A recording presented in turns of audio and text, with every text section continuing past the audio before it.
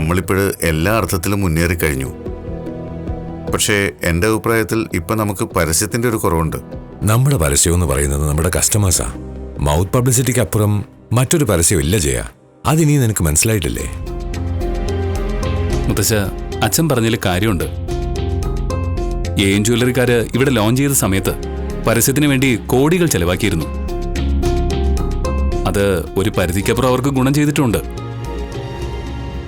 നമ്മുടെ മാർക്കറ്റിംഗ് അത്ര ശക്തമല്ലെന്നാണ് എനിക്ക് തോന്നുന്നത്. അത് ശരിയാ അച്ഛാ. അല്ല, ഓണമൊക്കെ വരിക. ഓണത്തിനുമ്പ് നല്ല പരസ്യം ചെയ്യണമെന്നുണ്ടെങ്കിൽ നമുക്കത് ഗുണം ചെയ്യും.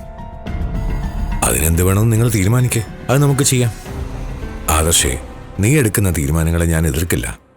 രണ്ടാമതാവുന്നതിനെ കുറിച്ച് നമുക്കിനി ചിന്തിക്കാനേ പറ്റില്ല. ആദർശേട്ടെങ്കിൽ വന്നില്ലേ മുത്തശ്ശ? പിന്നെ നീ എങ്ങനെ നമ്മൾ രണ്ടാമതാവുന്നേ? ഇവനുള്ളപ്പോഴല്ലേ നമ്മൾ താഴോട്ട് പോയത്. പക്ഷേ സ്വന്തം തെറ്റൊക്കെ തിരിച്ചറിഞ്ഞിട്ട് ഇപ്പൊ MD കസേരയിലേക്ക് തിരിച്ചു വന്ന ആളല്ലേ ആദർശേട്ടൻ. അതിന്റെ ഒരു മെച്ചം ഇനി എന്തായാലും ഉണ്ടാവുന്ന എന്റെ വിശ്വാസം. എന്ന് പറഞ്ഞ് നീ വെറുതെ ഒഴിഞ്ഞു മാറി നടക്കണ്ട. നിന്റെ ഭാഗത്തുനിന്ന് നല്ല അധ്വാനം വേണം. അവൻ ഫ്രീ ആയ എന്റെ സന്തോഷത്തിലാ. എങ്ങനെയാ ഫ്രീ ആവുന്നേ? ഉടനെ നിശ്ചയം നടക്കത്തില്ലേ? അത് കഴിഞ്ഞ് ഇവനും അവന്തികൻ തമ്മിലുള്ള വിവാഹം. അതും കൂടി കഴിഞ്ഞാൽ പിന്നെ നിനക്കും ഉത്തരവാദിത്തങ്ങൾ കൂടും. അത് പറഞ്ഞപ്പോ അവന്റെ മുഖം മാറിയത് കണ്ടില്ലേ? ഇനിയിപ്പോ മുഖം മാറിയിട്ടൊന്നും കാര്യമില്ല. അവന്തിക മോൾക്ക് കൊടുത്ത വാക്ക് ഇനി തെറ്റിക്കാൻ പറ്റില്ല. ഇപ്പൊ അതല്ല നമ്മുടെ വിഷയം. നമ്മൾ സംസാരിച്ചത് നമ്മുടെ പബ്ലിസിറ്റിയെ പറ്റിയാ. വെറുതെ കുറച്ച് ഫ്ലെക്സ് വെച്ചതുകൊണ്ടോ പത്രത്തിലും ടിവിയിലും പരസ്യം കൊടുത്തതുകൊണ്ടോ വലിയ പ്രയോജനമൊന്നുമില്ല. മുത്തശ്ശനെ കണ്ട ഒരു സെലിബ്രിറ്റി ലുക്ക് ഉണ്ട്. അല്ലെങ്കിൽ നിന്റെ മുത്തശ്ശൻ ഒരു സെലിബ്രിറ്റി തന്നെയാ. അങ്ങനെയാണെങ്കിൽ ആദർശേട്ടാ, നമുക്ക് മുത്തശ്ശനെ സെന്റർ ആക്കിക്കൊണ്ട് ഒരു പരസ്യം ചെയ്താലോ? വിശ്വാസത്തിന്റെ ആൾരൂപം മൂർത്തീസ് ജ്വല്ലറി എന്ന് പറഞ്ഞ്. പോടാ പോടാ, എനിക്കതിൽ വലിയ താല്പര്യമില്ല. നിങ്ങൾ മറ്റു വല്ല വഴിയോ ആലോചിക്കേ.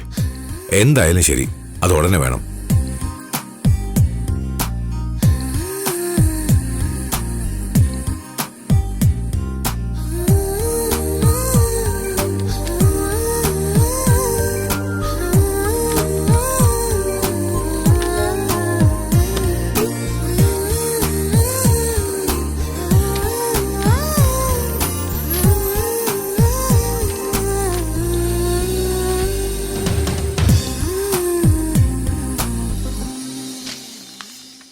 എന്തായി നോക്കുന്നേ?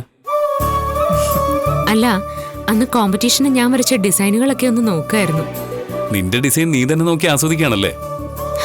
ഒരുപാട് പ്രഷർ അനുഭവിച്ചതല്ലേ ആദർശേട്ടാ, പിന്നെ ഞാനത് നോക്കിയിട്ടില്ല. പിന്നെ നമുക്കിപ്പോ പബ്ലിസിറ്റി കുറവായതുകൊണ്ട് ഓണത്തിന് മുമ്പ് കുറച്ച് പരസ്യവും മാർക്കറ്റിംഗ് തന്ത്രങ്ങളൊക്കെ വേണമെന്ന് എല്ലാവരുടെ അഭിപ്രായം. പക്ഷെ വെറുതെ ഫ്ലെക്സ് വെക്കുന്നതിനോടും പത്രത്തിൽ പരസ്യം കൊടുക്കുന്നതിനോടൊന്നും മുത്തച്ഛന് വലിയ താല്പര്യമൊന്നുമില്ല. എന്തെങ്കിലും പുതിയതായിട്ട് നോക്കിയേ പറ്റൂ. നിങ്ങളൊക്കെ വലിയ ഫുട്ബോൾ പ്രേമികളല്ലേ? എന്നാ പിന്നെ അതേപ്പറ്റി ഒന്ന് ചിന്തിച്ചൂടെ? അല്ല, നീ എന്താ ഉദ്ദേശിക്കുന്നത്? ഫുട്ബോൾ പ്രവചന മത്സരം. എന്നിട്ട് വിജയിക്കുന്നവർക്ക് ആകർഷകമായ സമ്മാനങ്ങളും കൊടുക്ക്. അത് കൊള്ളാം. അങ്ങനെയാണെങ്കിലേ ഇത്തവണത്തെ വേൾഡ് കപ്പ് നമുക്ക് തൂക്കാം. എല്ലാവരും ഇപ്പോ അതിന്റെ പിന്നാലെയാ. ചാനലുകാരും പത്രക്കാരും ബിസിനസ്സുകാരും ഒക്കെ. നമുക്ക് ഒരുപടി മുന്നിലെറിയാം. ഇത് പക്ഷെ നേരത്തെ തുടങ്ങേണ്ടതായിരുന്നു. നമ്മൾ ഇപ്പോഴല്ലേ ഇങ്ങോട്ടേക്ക് വന്നേ, പിന്നെങ്ങനെ നേരത്തെ തുടങ്ങാ? എന്നാ പിന്നെ ഞാൻ ഇതിപ്പോ തന്നെ മുത്തശ്ശനോട് പറയട്ടെ.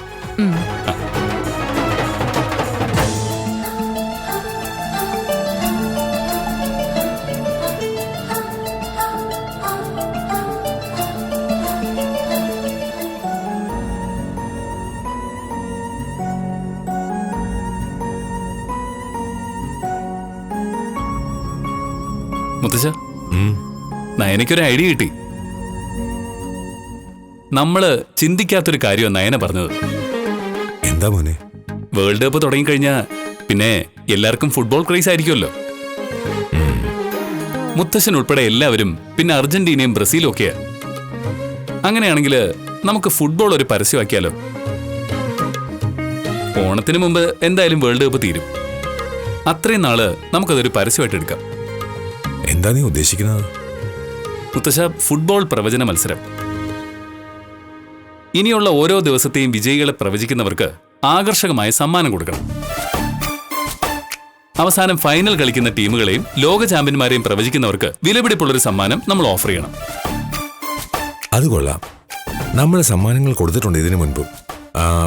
അപ്പൊ നീ ഒരു കാര്യം ചെയ്യ്, നാളെ മുതൽ പരിപാടി തുടങ്ങിക്കോ. ഇത്തവണത്തെ world cup football Moorthy's jewellery ഒരു ആഘോഷമാക്കണം. നിന്റെ അച്ഛനോടും അജയനോടും അനിയോടും ഒക്കെ ഈ വിവരം പറയണം. ശരി മുത്തശ്ശ. മോനെ, ഇത്തവണ അർജന്റീന തന്നെ ജയിക്കില്ലേ? കുറച്ച് കടുപ്പമാണ് മുത്തശ്ശ. പ്രവചനങ്ങളൊക്കെ എതിരാ. എന്തായാലും ആദ്യ കളി ജയിച്ചല്ലോ. അത് പിന്നെ ചെറിയ ടീമിനോടല്ലേ. ഇനി നല്ല ടീം കിടക്കുക. കഴിഞ്ഞ തവണ ഫ്രാൻസിനോട് ഏറ്റുമുട്ടിയപ്പോ എന്റെ നെഞ്ച് പലതവണ നിന്നുപോയതാ. മെസ്സിയുടെ അവസാനത്തെ ലോകകപ്പാ. മിഷിഹ കപ്പ് എടുക്കുന്നത് കണ്ടാ മതിയായിരുന്നു. നമുക്ക് നോക്കാം മുത്തശ്ശ.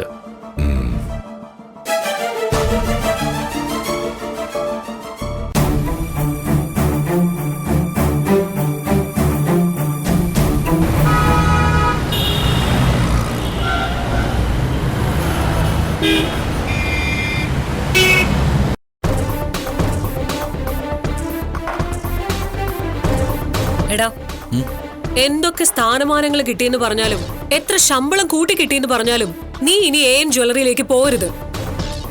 അമ്മേ, അത് പിന്നെ നവ്യ വാങ്ങിച്ചെന്ന ജോലിയാ. അവളത് കളയരുതെന്നാ പറയുന്നത്. നീ അവളുടെ വാക്കാണോ കേൾക്കുന്നത്, അതോ എന്റെ വാക്കാണോ? ഞാൻ പറഞ്ഞില്ല അമ്മേ, എഗ്രിമെന്റ് ഉണ്ടെന്ന്. അങ്ങനെയെങ്കിലേ നീ പോയിട്ട് ആ ഡേവിഡ് സാറിനോട് സംസാരിക്കണം. വേണമെങ്കിൽ ഞാൻ സംസാരിക്കാം. പിന്നെ നിന്നെ മനഃപൂർവ്വം നാഗേന്ദ്രൻ അവിടെ നിയമിച്ചതാണ്. അതുകൊണ്ട് തന്നെ നീ അവിടുന്ന് പോയാലും അയാൾ ഒന്നും പറയാൻ പോകുന്നില്ല. എനിക്ക് നല്ല ശമ്പളം ഉണ്ടായിരുന്നു. എടാ, നീ മൂർത്തീസ് ഗ്രൂപ്പ് ട്രസ്റ്റിന്റെ അംഗമാണ്. അതിന് നിനക്ക് നല്ലൊരു തുക മാസാമാസം കിട്ടുന്നുണ്ടല്ലോ. ദേ, എനിക്ക് ഇങ്ങനെ ഒരു ജോലി കിട്ടിയപ്പോ ഏറ്റവും കൂടുതൽ സന്തോഷിച്ച അമ്മ അല്ലേ? എടാ, അന്ന് സന്തോഷിച്ചെങ്കിലേ അതിന്റെ കാരണം നിന്റെ നവ്യയുടെ മിടുക്കുകൊണ്ട് നിങ്ങൾക്ക് ജോലി കിട്ടിയെന്ന് കരുതിയിട്ടാണ്. ഇതിലൊരു മിടുക്കുമില്ല. ഇത് ചതിയാ. നവ്യയെ മോഡലാക്കിയതും അതിനു പിന്നാലെ നിന്നെ വിളിപ്പിച്ചതും ഒക്കെ നാഗേന്ദ്രന്റെ ബുദ്ധിയാ. നീ ഇതുവരെ അയാളെ കണ്ടിട്ടില്ലെന്നല്ലേ പറഞ്ഞത്? ഇനി മെല്ലെ നിന്റെ മുന്നിൽ അയാൾ പ്രത്യക്ഷപ്പെടും. എന്നിട്ട് കള്ളക്കഥകൾ ഓരോന്ന് പടച്ചുണ്ടാക്കും, മക്കളെ അമ്മയും തമ്മിൽ വെറുപ്പിക്കാനായിട്ട്. അങ്ങനെ അങ്ങേര് പറയുന്ന ഒന്നും ഞങ്ങൾ കേൾക്കില്ലല്ലോ അമ്മേ. നീ ഇപ്പൊ ഞാൻ പറയുന്നത് അങ്ങ് കേട്ടാ മതി. ആ ജോലി കളയണം. ഞാൻ നവ്യായിട്ടൊന്ന് ഡിസ്കസ് ചെയ്യട്ടെ. എടാ, അവള് ജോലി കളയണ്ടെന്നല്ലേ പറയത്തുള്ളൂ. പക്ഷെ ഇത് എന്റെ തീരുമാനമാണ്. അവളെ തിരുത്താനൊന്നും എനിക്ക് പറ്റില്ല. പക്ഷെ എന്റെ മകനാണ് നീയെങ്കിൽ ആ ജോലി നീ റിസൈൻ ചെയ്യണം. ഞാനൊന്ന് ആലോചിക്കട്ടെ.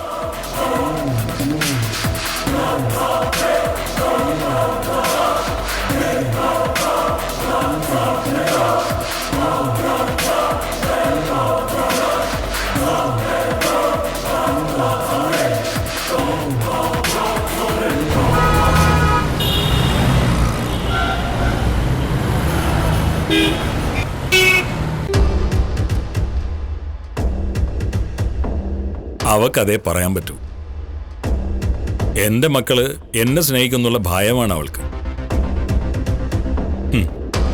അതിലുപരി ഞാൻ അനന്തപുരി തറവാട്ടെന്ന് പുറത്തു പോകാനുള്ള കാരണക്കാരി അവളാണ്. അതവൾക്ക് നന്നായിട്ട് അറിയാം. ഇപ്പൊ എന്ത് ചെയ്യുന്ന ഞാൻ ആലോചിക്കുന്നത്. മോന് വേണമെങ്കിൽ മാറി നിൽക്കാം, അതിനൊന്നും ഞാനെതിരല്ല. എന്തായാലും AN ജ്വല്ലറി എൻ്റെ 2 മക്കൾക്കും അവകാശപ്പെട്ടതാണ്. അപ്പോൾ പിന്നെ നീ ഇവിടെ വന്നാലും വന്നില്ലെങ്കിലും കുഴപ്പമൊന്നുമില്ല. എത്രയും പെട്ടെന്ന് നീ മുന്നിൽ നിന്ന് അനിയുടെയും അവന്തികയുടെയും കല്യാണം നടത്തിയാണ് വേണ്ടത്.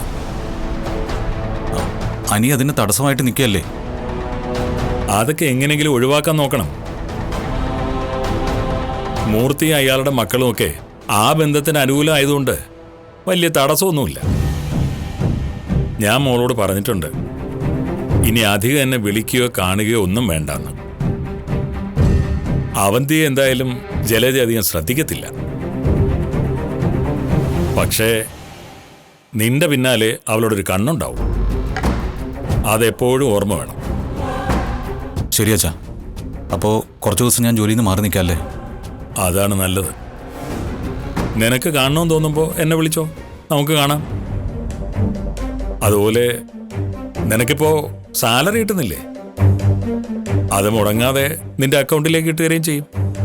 അല്ല, ജോലി ചെയ്യാതെ അതിൻ്റെ ആവശ്യമുണ്ടോ അച്ഛാ? എടാ മോനെ, നിനക്ക് പണത്തോടുള്ള ആർത്തിയൊക്കെ എനിക്കറിയാം. അതുകൊണ്ട് വെറുതെ അങ്ങനൊന്നും പറയണ്ട. ആ, നീ വയ്ക്കോ. ഇനി നമ്മൾ തമ്മിൽ കാണുന്നത് അപകടമാണ്. ശരി അച്ഛാ.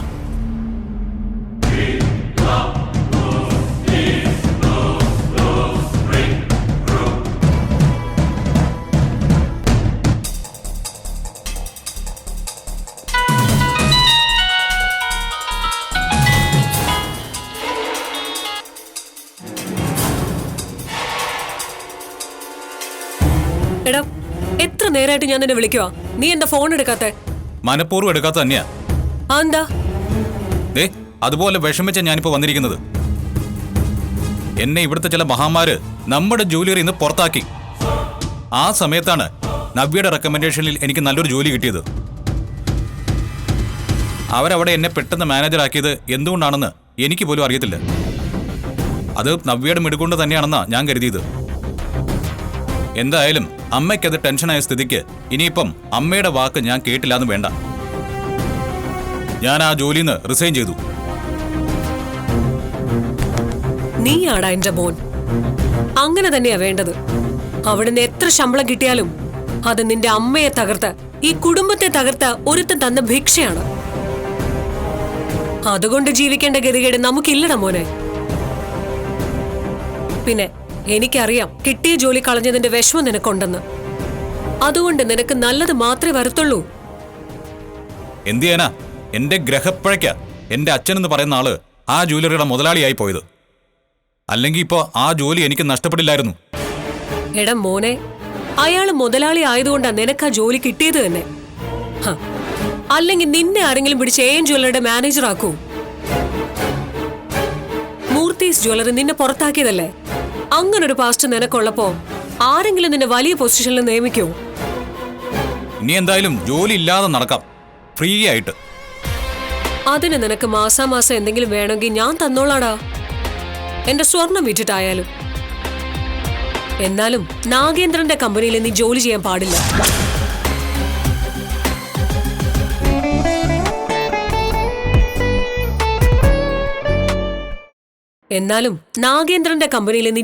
പാടില്ല. അതൊക്കെ പോട്ടെ, അവള് റിസൈൻ ചെയ്തോ ആ മോഡല്? അവളുടെ കാര്യമൊന്നും എനിക്കറിയില്ല. അമ്മ പോയി പറഞ്ഞിട്ടും അവള് കേട്ടില്ലല്ലോ. അവൾ അവളുടെ രീതിക്കേ ജീവിക്കത്തുള്ളൂ. അല്ല, അവള് നാഗേന്ദ്രനും തമ്മിൽ കണ്ടായിരുന്നോ? ഇതുവരെ കണ്ടിട്ടൊന്നുമില്ല. ഈ നാഗേന്ദ്രൻ എന്ന് പറയുന്ന ആള് മറഞ്ഞിരിക്കുക. അയാളെ മുത്തച്ഛനും ആദർശേട്ടനും ഒക്കെ കണ്ടെന്ന് പറയുന്നു. ഇതുവരെ എന്റെ മുന്നിലേക്ക് വന്നിട്ടില്ല.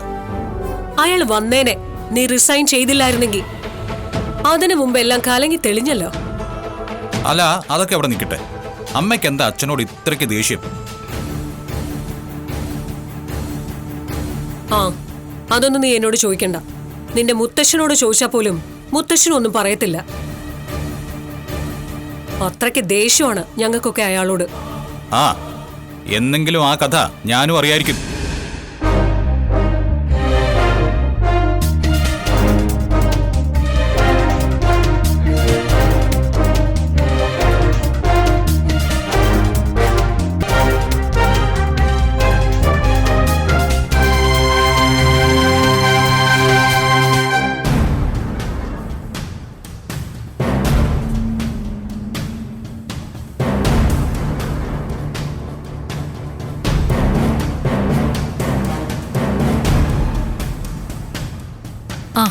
ഇന്നേ ഡേവിഡ് സാർ എന്നോട് ജ്വല്ലറിയിലോട്ട് ചെല്ലാൻ പറഞ്ഞിട്ടുണ്ട്.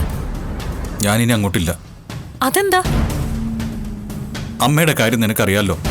എൻ്റെ അച്ഛൻ്റെ ജ്വല്ലറിയാണ് AN ജ്വല്ലറി. അതുകൊണ്ട് അച്ഛൻ്റെ പിന്നാലെ ഞാൻ നടക്കുന്നുണ്ടോന്ന് അമ്മയ്ക്ക് സംശയം.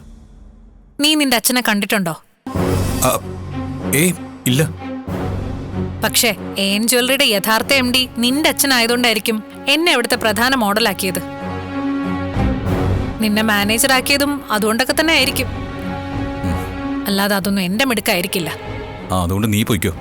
നിന്നെ എന്തായാലും ഡേവിഡ് സാറ് അവിടെ നിന്ന് പറഞ്ഞു കൊടുത്തൊന്നുമില്ല. ഈ ഡേവിഡ് സാറ് ശരിക്കും നിന്റെ അച്ഛന്റെ ജോലിക്കാരനാണോ?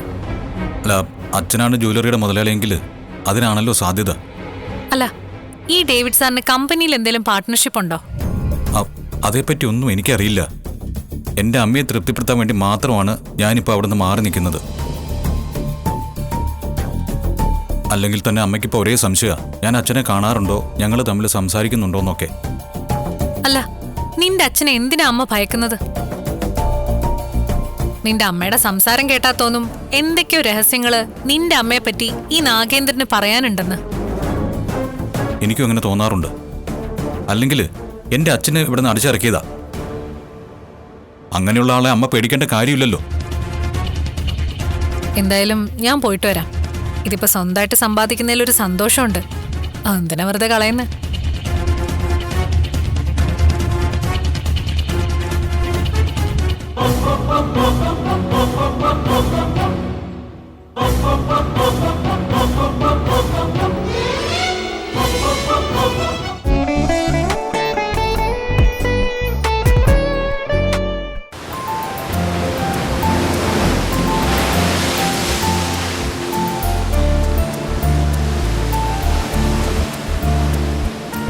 നിന്റെ മുഖത്ത് നല്ല സന്തോഷമുണ്ടല്ലോ.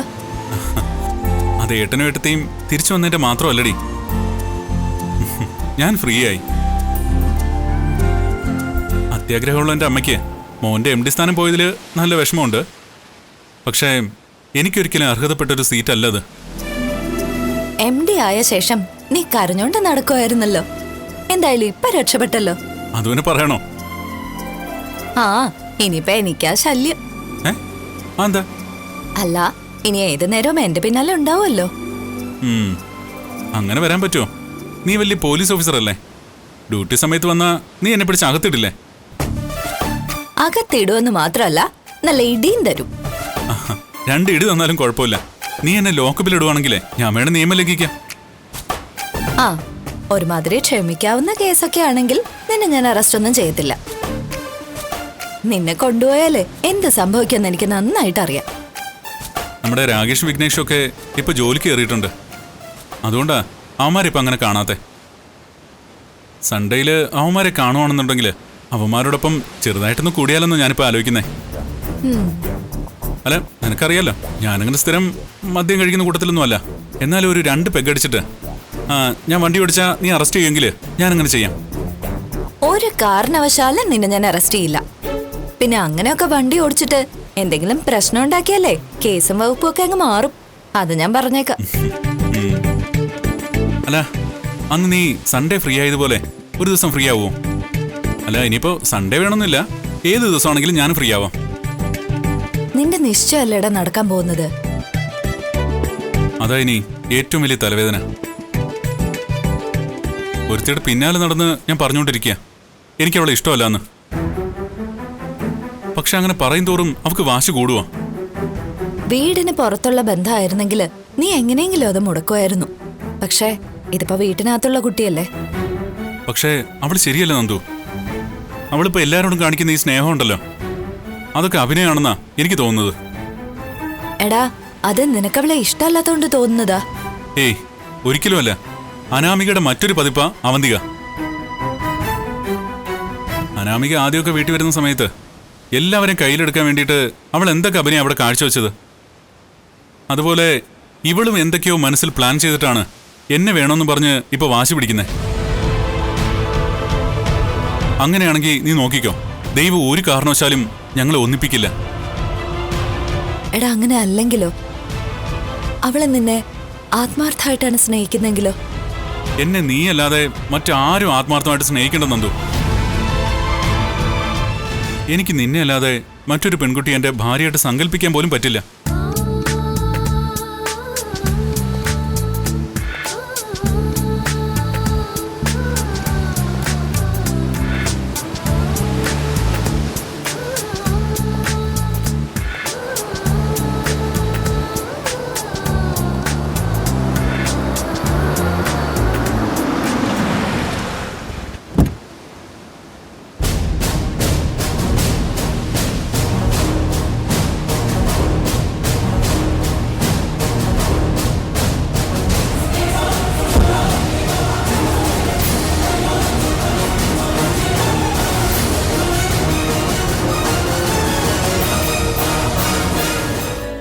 അനിയുടെ അമ്മയും അവളെ ഈ വീട്ടിൽ കയറ്റത്തില്ല എന്ന് പറഞ്ഞ് നിൽക്കുമല്ലേ. പിന്നെ എങ്ങനെ അവര് തമ്മിലുള്ള ബന്ധം നടക്കാനാ? ഈ നിശ്ചയം മുടക്കാൻ എന്താടി ഒരു മാർഗം? ഞാൻ ആലോചിച്ചിട്ട് എന്റെ മുന്നിൽ ഒരു മാർഗവും ഇല്ല. നീ അങ്ങനെ പറഞ്ഞ് ഒഴിയല്ലേ. എന്തെങ്കിലും ഒരു ബുദ്ധി ഉപദേശിച്ചതാ. ഒരു അജ്ഞാത മെസ്സേജ് വന്നിട്ടുണ്ട്. അവന്തികയും അനിയും തമ്മിലുള്ള നിശ്ചയം നടന്നു കഴിഞ്ഞാൽ അതുകൊണ്ട് ഗുണം കിട്ടാൻ പോകുന്നത് അനിക്കാണെന്ന്. അവന്റെ പെങ്ങൾ അഭിനയിച്ച് തകർത്തിട്ട് അനിയെ പോലൊരു നല്ല പയ്യന്റെ ജീവിതം ഇല്ലാതാക്കാൻ പാടില്ല.